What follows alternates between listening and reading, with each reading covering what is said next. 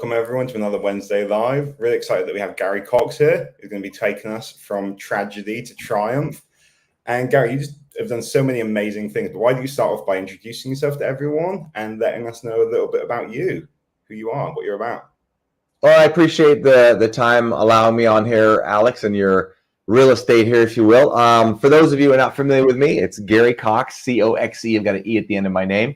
And I'm a business and life strategist. And basically, I try to work hard to help people do in 1 hour what maybe a business therapist or a business consultant or a therapist can't do in a year. And I don't say that arrogantly. I say that because I've got a crazy background, which I'll maybe get into sharing with you. But ultimately, it's really giving people not just pump up raw stuff, but giving them specific strategies that they can use to become more successful, whether it be in their business, Alex, or in their personal life.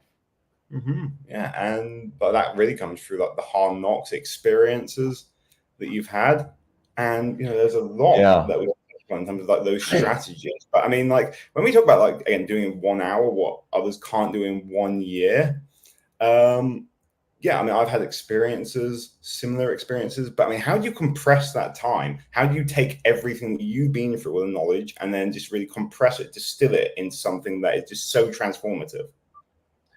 Well, the ability to do in an hour what maybe a therapist or consultant can't do in a year comes from a number of different strategies. Ultimately, Alex, I have several approaches that I use, and each approach cannot work for everybody. So one of the things I work on quite extensively is showing people how to rewire or reprogram their belief system and value system very, very quickly. And if I use approach A and it doesn't seem to work, I'll be able to read that person, and then I'll go over to approach B and so on and so on. So it's not a one fix snap of the fingers, because everybody, even though you might have 3 or 4 people with the exact same problem or challenge, whether it be in their business or in their personal life, everybody has a different core and value belief system. So I have to work with each individual based on their particular past and their background. So that makes a huge difference. Yeah, it's basically we are all the sum of our lived experiences, the sum of our learned experiences that build up the psyche. And I guess then there's like particular parts of the psyche, then it can lead to, I guess, dents. And you're like a mechanic almost. It's like, again, you have to hammer out a dent here, but if that hammer doesn't work, I guess you try a different hammer, right? So you're trying all these different things. Yeah, that's a good way to assess it, Alex, because you can have, you kind of alluded to it. We are the sum total of everything that we've ever experienced from the day that we were born to this very moment. And if we were to take a video camera from the day that you were born to right now, we could take that entire video and give it to like an amazing movie producer and say, hey, make me a video that when I look at this video of Alex's life, I'm gonna be just so depressed. I want to walk off a building. But on the other hand, we could take that same video and give it to that movie editor and say, do me a favor, take 3 minutes of Alex's entire life, and in those 3 minutes, I want you to make a movie that when anybody looks at it, they feel unstoppable. They can accomplish anything. They feel so unstoppable that they can walk off the 12-story building. So that's the difference. And we have to figure out which movie are we consistently playing. And that's easier said than done sometimes, depending on what a person has experienced in their life. Yeah. And then this is where like the external observer, someone like yourself, can come in and see not only the blind spots, but basically help them with the editing process. Because we're all editing inside of our own heads. And we edit that based on maybe like our mindset, perspective. And a lot of people do talk about this perspective shift and change, from the negative to the positive. But it's difficult to do that by ourselves, isn't it? You can't just look in front of a mirror and be like, I'm going to be happy, if your entire life people have been telling you how bad you are, I suppose. Yeah, it's not an easy fix to make a change sometimes if you don't know what you're doing, because the expression I use, we're often the picture inside the frame. And many times, because we're the picture inside the frame, we become very insular. And insular comes from the Latin word meaning isle or by myself. So when you're an isle and an insular, what happens is you've been replaying that conversation, that tape, probably the wrong one, obviously, over and over and over and over again. Or maybe you're doing well and playing a great tape, but there may be something else that somebody can see that maybe we can't. That's why I bring in an advisor or consultants, and I do that specifically because I know there's things that I can't see. I have people on my team. I'll ask them specifically for their viewpoint, because there's no possible way I can look at every viewpoint there is. And that's the advantage of understanding the need to reach out to other people. Yeah, and it's being able to accept that help with grace, just saying, you know what, I can't do it by myself. But I mean, how was it that, and you're able to, because, you know, looking at, you know, the kind of stuff that you've been through in your life, I mean, that litany, I guess the laundry list of experience you had before 21, that's enough to make anyone want to jump off a building, let's be frank, you know? So how do you go from that to where you are today? Yeah, you said that right. My story would probably want to get a lot of people to jump off a building, and it goes like, I was very successful, which I was fortunate. When I was like 11 years old, I started my first business, Alex, at 11. My second business, I started at 15. Shortly after that, I was doing like $100,000 a year. It was like really crazy, amazing. And then I got married. My wife and I, we had a baby, and that's when it totally changed. Later on, after having the baby, she tells me it's not mine. And that'll put you in the pain from that will put you in an emotional tailspin. Then in the time frame of all this, my grandfather and stepfather died of cancer. My uncle, not too far from here, actually was killed in a plane crash. I then get a phone call from my mother to let me know my father had been shot point blank in his chest and drowned in his own blood. And all this by the time I was 21. So yeah, you can imagine what all these experiences will do to somebody who's 21 years old. But there's a way to break through that with the right strategy. So, and it actually even gets worse than that. I was born and raised in a cult, Alex, and I left that, you know, like a little bit more than 15 years ago. And when you leave this cult, your so-called friends and family in it will shun you for the rest of your life. So now my entire belief system is shot. All my, you know, so-called friends and family are all gone. That put me in a financial tailspin of over $350,000.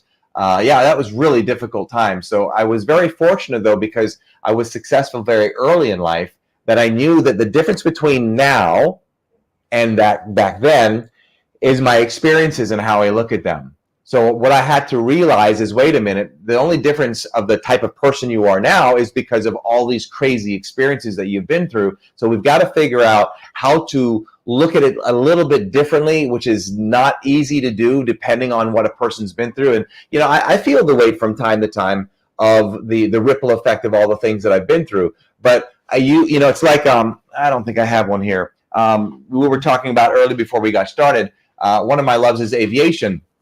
Oh, yeah. I just got back from jet school. In fact, I don't know, about maybe a little about 2 weeks ago, let's say. And in that jet school, there's certain things that when there's a problem that you have memorized. And that part of the test is memorizing several pages of emergency procedures when they happen. You don't have time to look at a book to figure out what they are. You have to memorize them. So an emergency happens, boom, boom, boom, boom, boom. We do this, we do that. Then we go to the checklist. Well, unfortunately, a lot of people don't have that in their life. Number one, if you're not trained and you have an emergency in this aircraft, it's like, oh, deer in headlights. You don't know what the heck to do. It's going to be a really, really bad day.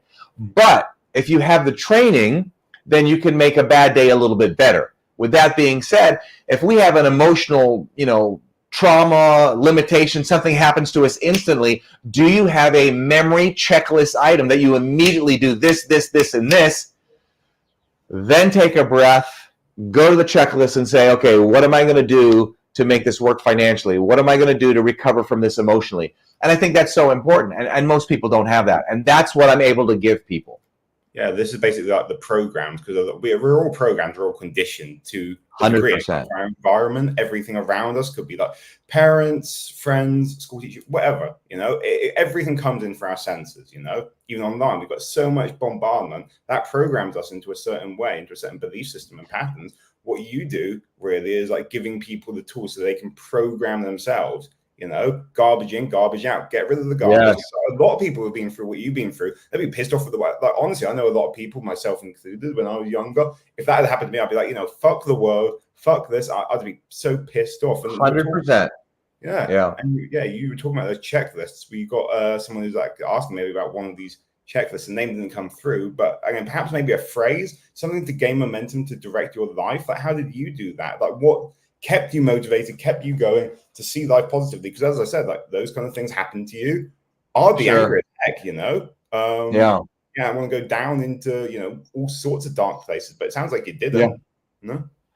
Well, one of the strategies, and there's a number of them to get through a lot of trauma and challenges, whether it be in your business or personal life, is what can you do not to make excuses? It's so easy to make excuses. There's three things that we naturally as humans, Alex, will do to get into excuse mode. One will justify why we're where we're at if we're not happy with it. Second, we'll shift the blame. We'll shift the blame on the ex-wife or the ex-girlfriend or the ex-business partner or the bad weather or whatever. And then also we'll minimize it. Oh, it wasn't that bad why I did that. It's okay. I did this bad thing, but it's really not that bad. So we shift, minimize, and blame. If you know consciously you do those three things and you can consciously be aware that you're doing them and stop them, you have won 90% of the battle. Because stop and think about it. When you know of somebody who's been through tragedy, like you want to say, you've been through a lot of things, you want to tell the world, screw the world. Why would you say that? You would say that because we're shifting the blame. We're shifting the blame. We're blaming somebody else for how we are responding to the pain that's happened to us. That's huge. Yeah, it is. I mean, I put the quote there. What can you do to not make excuses? Like that is already flipping everything on its head. 100%. So if you are willing to be aware that those are the three things that you do all the time, and you do it for the good too, right? I mean, if you're supposed to work out, like, I work out quite regularly. If I go work out today and I don't feel like it, I justified why I should. If I know I should go work out today and I don't work out, I justified why I shouldn't.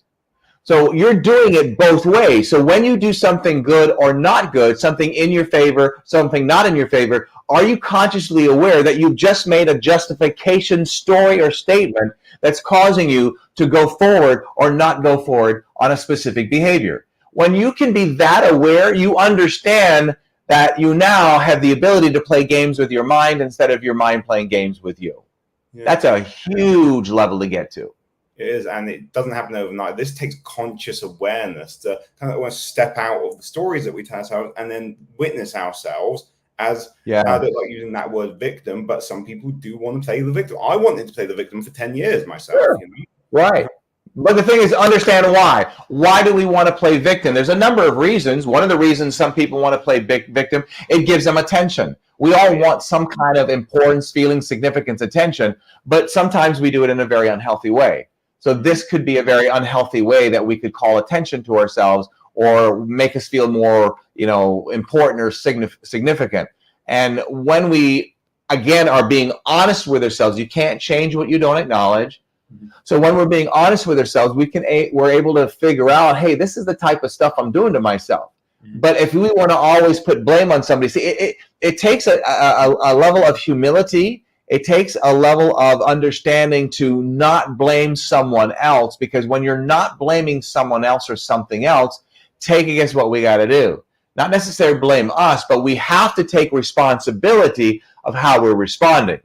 That's a tough thing to do sometimes, because if we're in the mode to constantly be blaming somebody for years and years or something, then all of a sudden we're supposed to, wow, wait a minute, we're not going to do that anymore. I've got to look at this differently.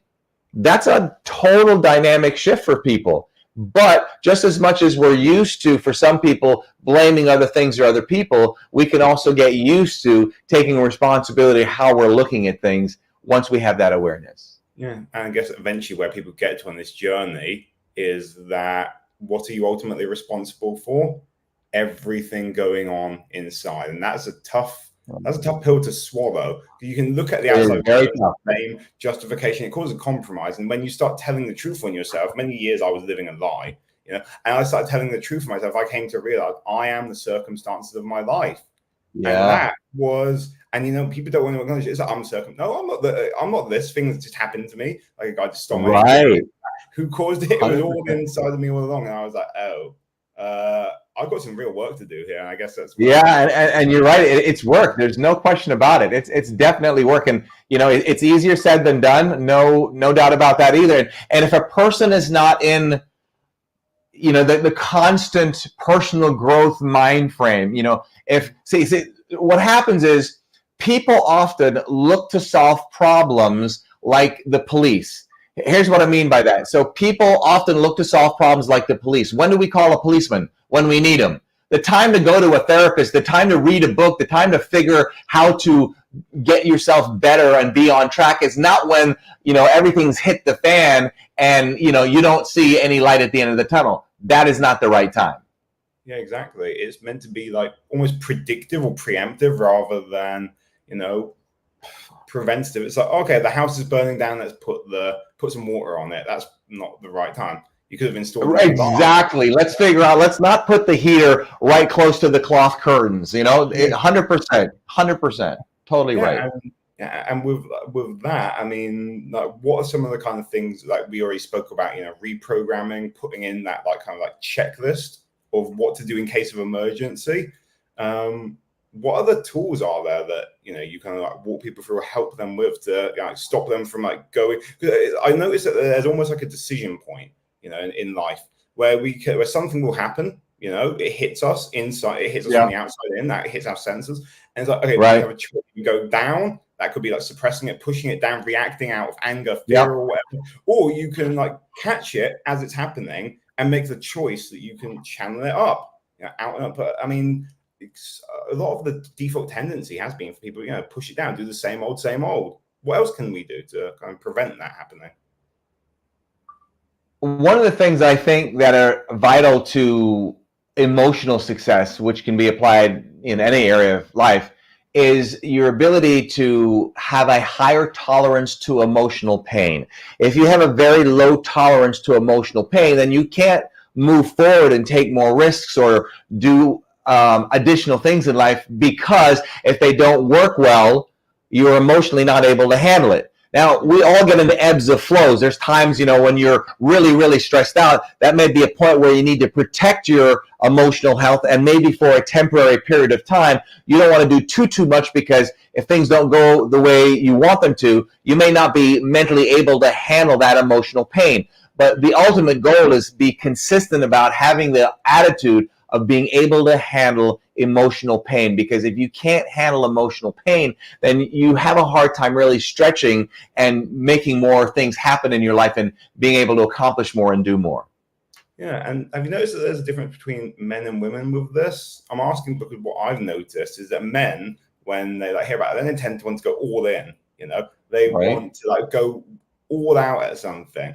And honestly, I found that what's worked for the clients I have who are men, and for myself included, and my friends, is really dancing with the edge of that, really feeling, you want to go for the pain, a bit like hitting the gym. You do want to have a certain threshold, but you're not going to squat 200 kilos or bench 200 kilos, 200 pounds when you've only done 100 before. But the progressive overload. And now I've noticed with women seem to be more predisposed naturally to feeling and facing up to that pain. They have to go through the pain of childbirth, for example. That's physical, not emotional. But there's a whole lot that women go through that men just aren't accustomed to. And every single month, we know what happens with women. I don't need to mention it. They have the pain of that too. So have you noticed the differences between men and women in terms of their tolerance, what they can and can't handle? Well, yeah, the psyche between men and women are totally different. Men, for example, what we do is totally opposite than women. We think first and feel second, Alex. Yeah. So we think first, feel second. Women are just the opposite. Women feel first and think second. That's why women are typically known as nurturing, because they feel first. You come to a woman with a problem, it's like, oh, wow, that's awful. You go to a guy with a problem, suck it up, dude, keep going. That type of thing is, then they realize, oh, crap, you know what, maybe I've been through that, and I guess I could have done a little bit better on that, whatever, in showing somebody some sympathy. So the dynamics are totally different. The problem this is another rabbit hole, but the problem is when you have a masculine man that becomes too feminine and a feminine woman that becomes too masculine, you put that together in a relationship, now you got a whole bunch of pieces of the puzzle all over the place. Mm-hmm. Yeah, so it's kind of like integrating both, and we can talk later about the law of polarity, but it also seems in terms of the pain threshold, like at the right times and the right moment, putting ourselves in these uncomfortable situations. One of those that you put yourself in that I really admire, we spoke about aviation. The fact that you're 85% of the way to getting all the FAA licenses, is that right? I mean, is that correct? Yeah.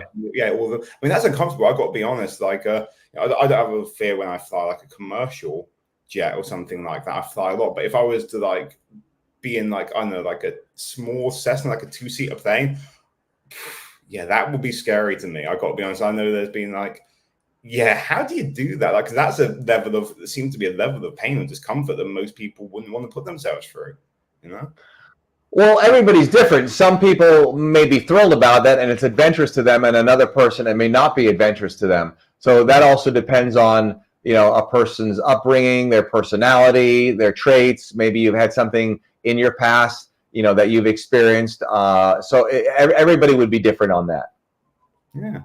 And in terms of like putting ourselves through those moments of discomfort, because that's where the growth really comes, Yeah. myself, Yeah. I mean, for me, it's really about ending all compromise in my life. That's why last year, 2023, left the UK, got engaged to the woman I love, started a business, wrote a book, started helping Nice. others in the way that I could serve them, all of these kind of things. And all of that was stressful. It was tough. I Sure. felt like there were times when I would be like falling or drowning, and there was some, tears. But instead of like holding that all inside, it's about kind of channeling that.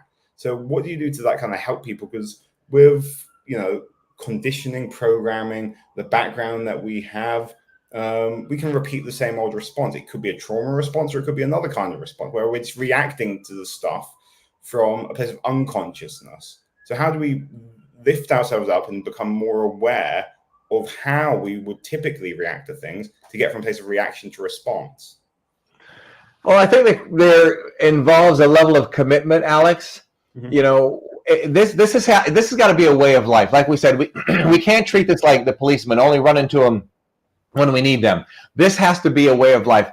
So when I tell somebody, that we go out to eat, and I'm asked, what do you like to eat? I'll say, well, this and this is part of my diet, or not part of my diet. Well, my diet is not a temporary diet. My diet is the way I eat all of the time. So my diet is a way of life for me.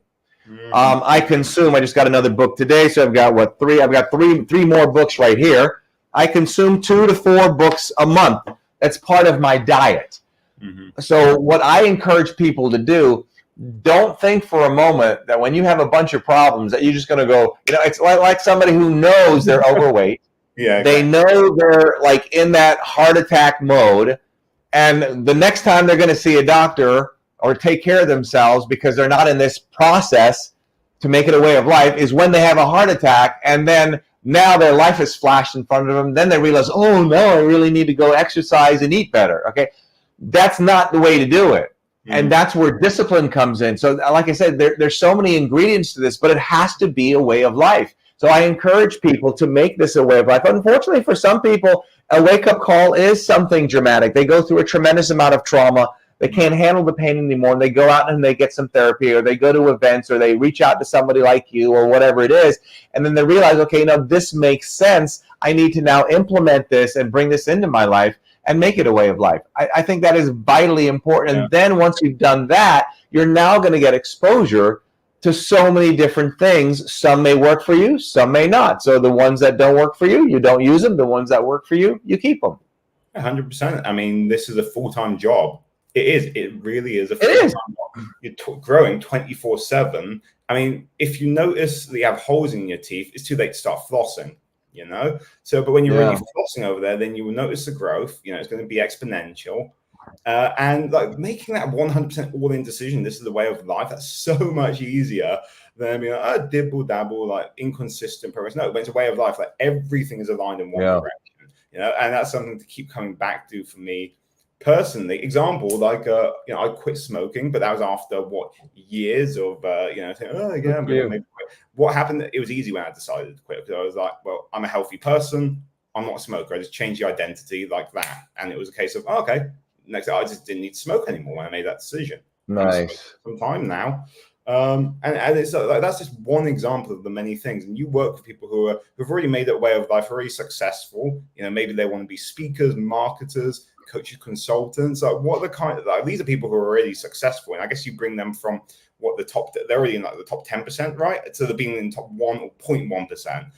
How do you get them there? Like people who are already on their A game. That A star, Well, what I typically will do when I don't do a lot of one-on-one anymore, but is I start off with an assessment. And everybody has some kind of a limited belief to some degree. And when I do an assessment, I'm able to identify thought processes that they need to adopt to get to that next level, whatever that next level is. And once I have that assessment and I listen to how they communicate, I'm able to determine what necessary changes should be added and what they're doing right now should be maintained or maybe, beefed up or boosted up a little bit. And it just depends. Like, if you've got somebody, like, we'll take somebody, maybe you've got somebody that's doing $1 million in a year in their business. Is it possible to do $1 million in one event? The answer is yes. But what happens is, if you're not exposed to people doing 5, 6, 7 figures in one event, then all of a sudden you've got this, maybe you're skeptical or you're this or you're that. If you're doing $1 million, you're probably not that skeptical. You're probably more curious as to how it's done. And one easy way to illustrate that, I've done a lot of TV. I was blessed to did about 3 years on Dr. Phil's show, The Doctors. And what I've learned from being on media for so many years, Alex, is it's smarter to do one presentation in front of 1 million people at a time, like TV and online, as opposed to one presentation in front of 10 or 20 or even 100 or even 1,000 people. So common sense would tell me, if I'm selling something for $20, like a book, and I get in front of 1 million people on a TV show, and only 50,000 people, that's it, only 50,000, 5% of 1 million people buy my stuff, that's $1 million in one presentation, that's it. And when we start realizing that this is all possible, then the next thing I do is I give them access to over 100 casting producers for TV shows, or I'll give them connections for, podcasts or things like that. And then they start seeing how this is possible, and they look at things differently. It's like let's say that you're a helicopter pilot, and you say to me, Gary, let's have a race. We're going to go 5 miles. I say, okay, you're in the helicopter, I'm in a bicycle. And we start, boom. Who's going to get there first? You are. So now I finally get behind you and I meet you, however long or later.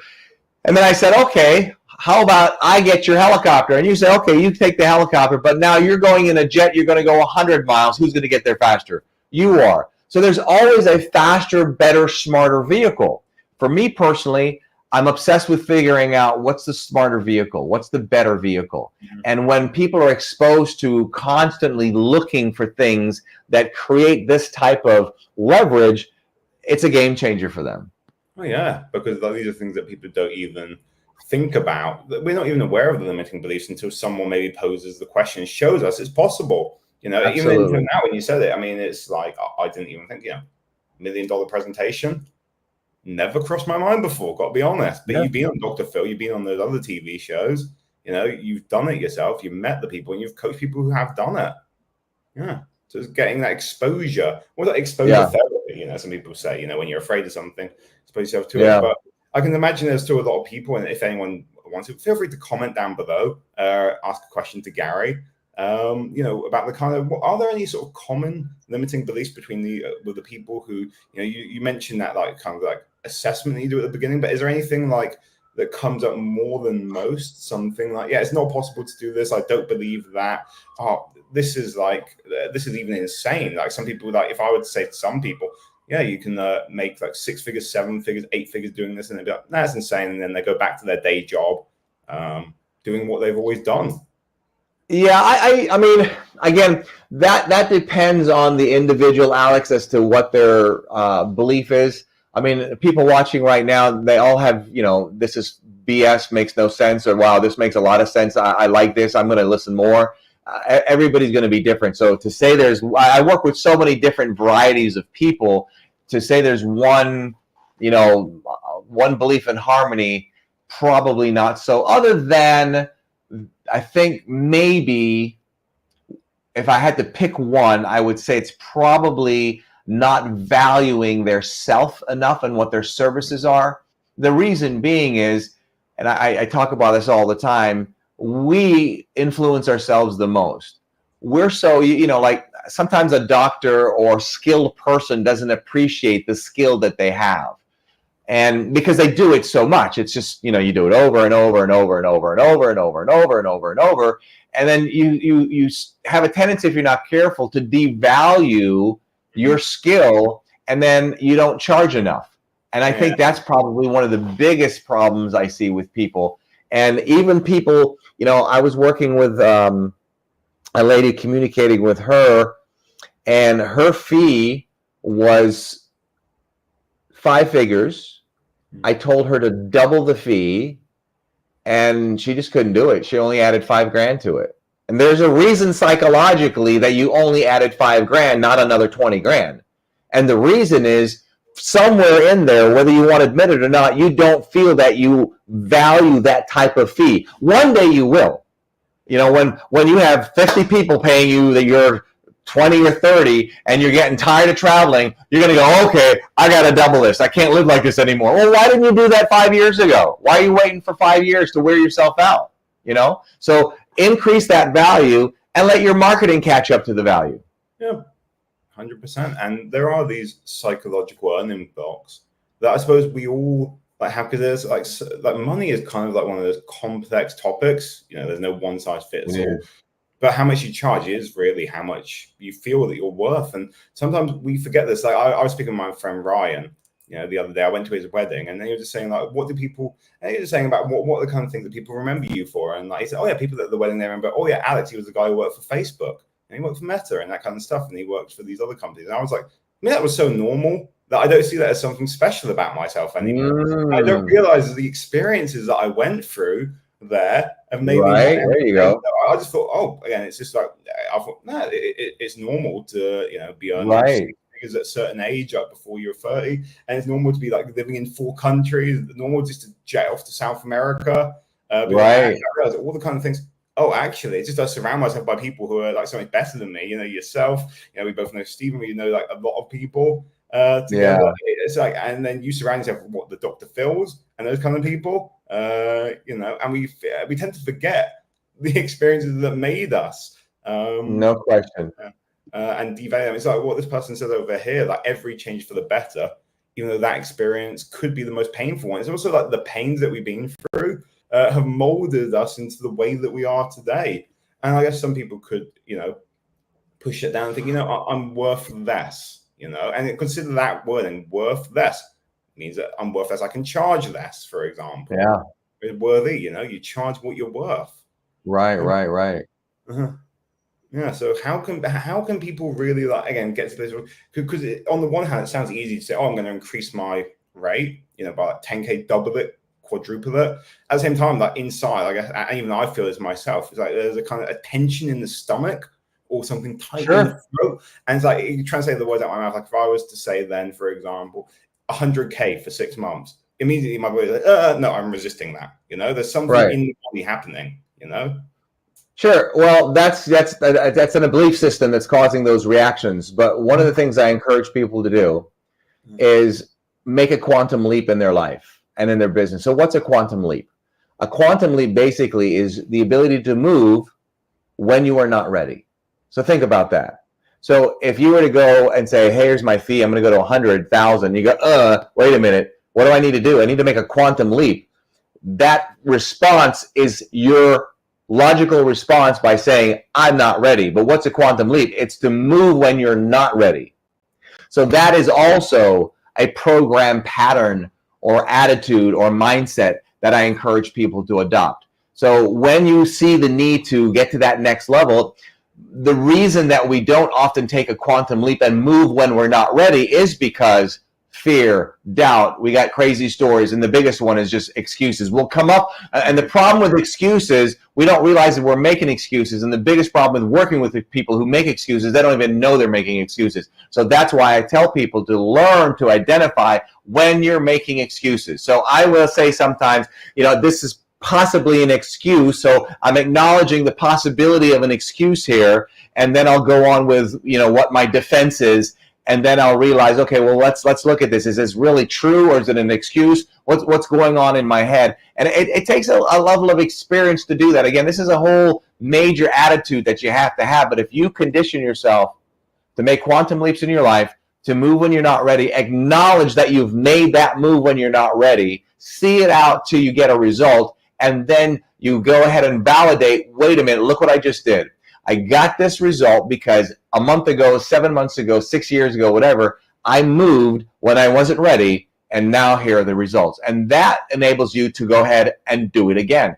And it might be even in a relationship. You and I were talking about before your fiance. You may have had a little, I don't know, but you moved even though maybe you didn't feel that you were ready, or maybe she, invited you to go do something when she didn't feel that she was ready, even though you were on, a mutual way of connecting with each other. So these are the things and the mindsets and the thought processes that we have to adopt. Yeah, because that excuse of maybe now's not the right time is probably the Sure. biggest one. Now's not the right time. There is only now. When's the right time? Is it going to be this or that? I mean, even something simple like, for example, like going to the gym.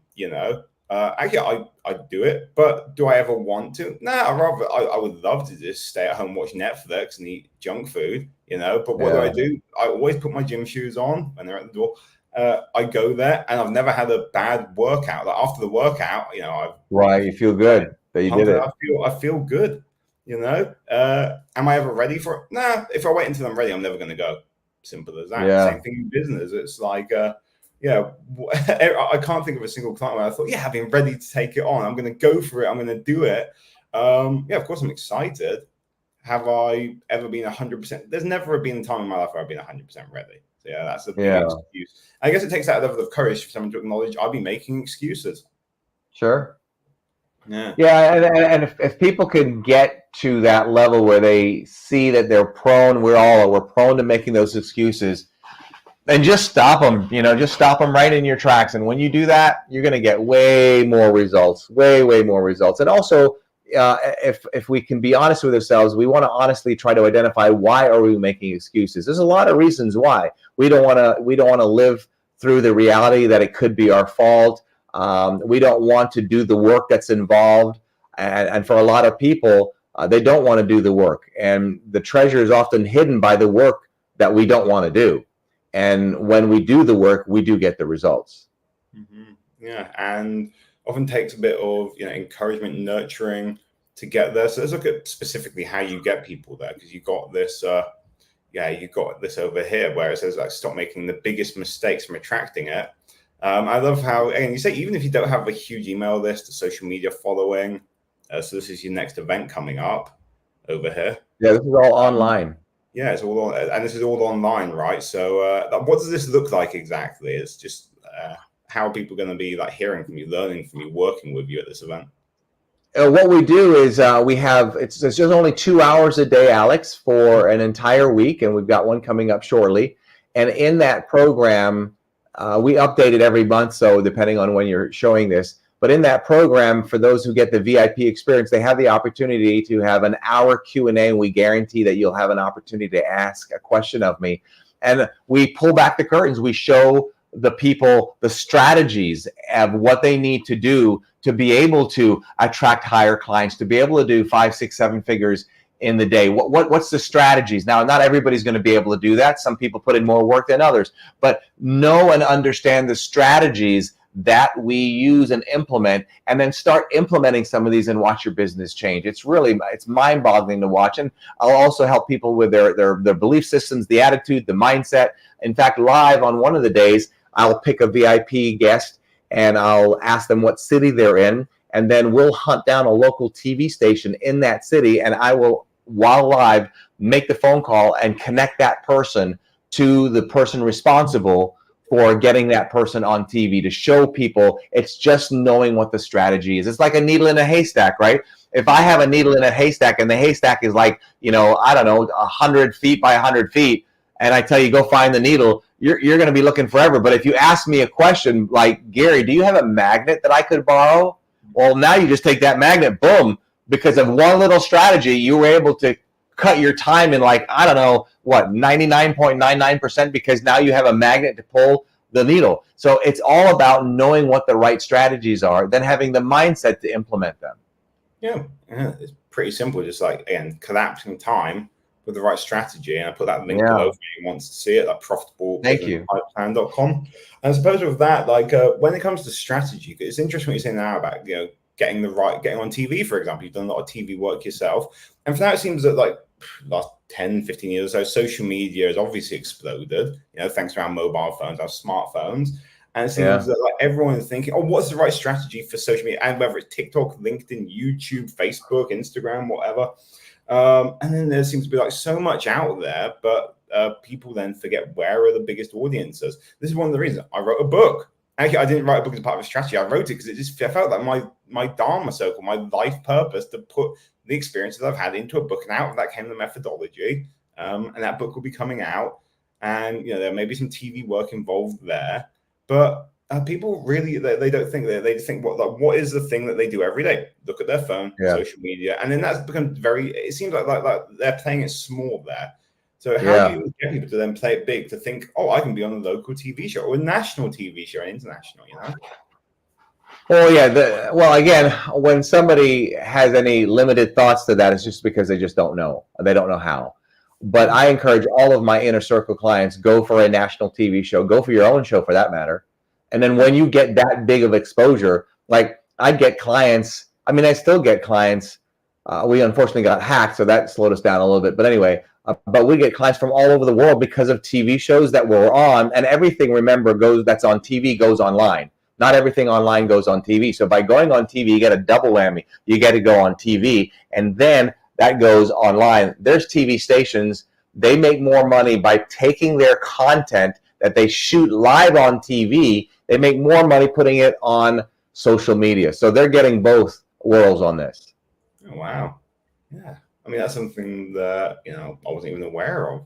Yeah. Yep. Makes sense, though. But again, it's just a strategy. I mean, if sometimes it takes a long time, sometimes it's quick. But when you can get in front of a major, TV show that also puts their stuff on a podcast or puts their stuff on their channel, and they've got millions of subscribers, it's a game changer for you. Literally, you can make $1 million in sales in one TV show. Look at the girl that did Spanx. She became a billionaire because she caught Oprah's attention. A billionaire. Exactly. I mean, I was hanging out with one of those people last week in Alachua. You were in Florida. We just missed each other. Although you travel around, I was in Alachua and hang out with Michael A. Singer. He was on Oprah. Now, before that, he was already quite successful financially because of his businesses. But it was only when he was on Oprah he got exposed to a different kind of community, and there were 150 people there. Some other celebrities, and it was just pretty cool to just hang out with these kind of people, ask questions. I wouldn't have known him if he wasn't on Oprah. I didn't watch Oprah. I just heard about him 2 years ago or so. But it's that kind of exposure, I also want to share one more thing. We've got 5 minutes left or so. So if anyone wants to comment below any final questions, if you were speaking about the TV shows, I just want to share this about the TV shows that you've been on yourself, and you can see some of the people over here. Who have we got? We got what was it, Howie at the top over there? Howie Mandel, yeah. I mean, and these are the kind of TV shows that you've been on yourself. You can get people on, and these kind of things like Dr. Phil, Fox and Friends, and that kind of stuff. And also, what I really love is this over here. With your jet set lifestyle, and this is your Beyond First Class program. Is that right? Right. This is where we allow clients to come with me. We fly them to Sandals Resorts in the Bahamas. And then from that, they have an entire day of just being able to spend time with me and help me work with them. And I strategize for them, their business, and give them the strategies to help move the needle. Yeah. I mean, I'll just put the link to that also in chat. It seems to me that this keeps coming back to the same kind of things we're talking about, which is really, strategy and mindset. It sounds so simple, yet we overcomplicate these things. Why do we overcomplicate this? That is just so simple, because you can't blame someone for that which they don't know. If people didn't know that you can make 7 figures from a presentation, didn't know you can get on TV shows to get exposure, there's no point blaming yourself for it. No point judging yourself. That's just another pattern, another program, another thought. Just do it. Just do it. But now that when people know this kind of stuff, and it's just as simple, why is it that we still kind of want to overcomplicate things, like be skeptical, be like, oh no, it still can't be done. We still come with our baggage, our limiting beliefs. Is there anything else that people can do to make that shift once they've decided Lack of commitment. You know, there's only two things that cause us to have the design motivation to succeed at anything, Alex. It's value and belief. That's it. There's nothing else. Value and belief. So when you hear people say belief is everything, that's not true. Belief is not everything. There's a lot of people out there that believe that take no action because they don't have a value on it. Value is the level of importance that we place on something. So if you believe but don't have a value on it, you're not going to do anything. If you have a value on it but don't believe, you're not going to do anything. And all day long, whether you realize it or not, there's something out there going on that you're putting into your brain from external stimuli that's causing your value and or belief to either go up or down. And most people are not aware when it's going up or down. So if you're not aware that it's going down, how can you stop and control it and turn it around? If you're not aware it's going up, how can you prevent it from going down?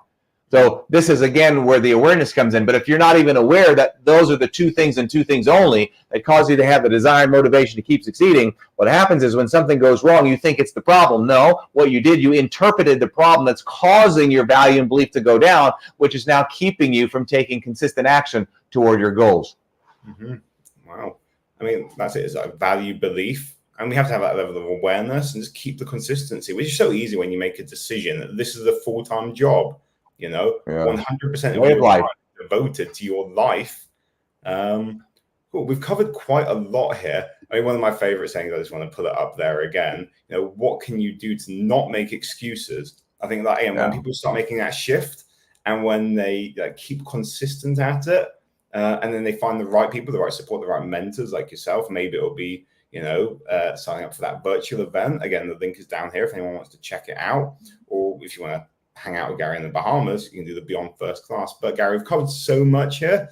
What would be the one thing you want to leave people with, the one thing that could really make a difference in people's lives in the final minute or so we got?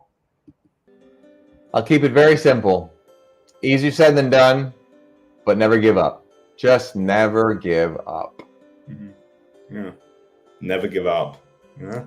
Might be hard, but just never give up. You got to keep going along the path. And Gary, yours is a testament to someone who hasn't given up. I mean, the kind of things that you experienced, a lot of people have given up at 21, but you haven't, and you're here today. I stay at it, that's for sure. Yeah. Thanks for sharing, Gary. And thank you, Alex. Welcome. And wishing everyone a wonderful week ahead. Stay tuned next week. We'll see everybody. Bye.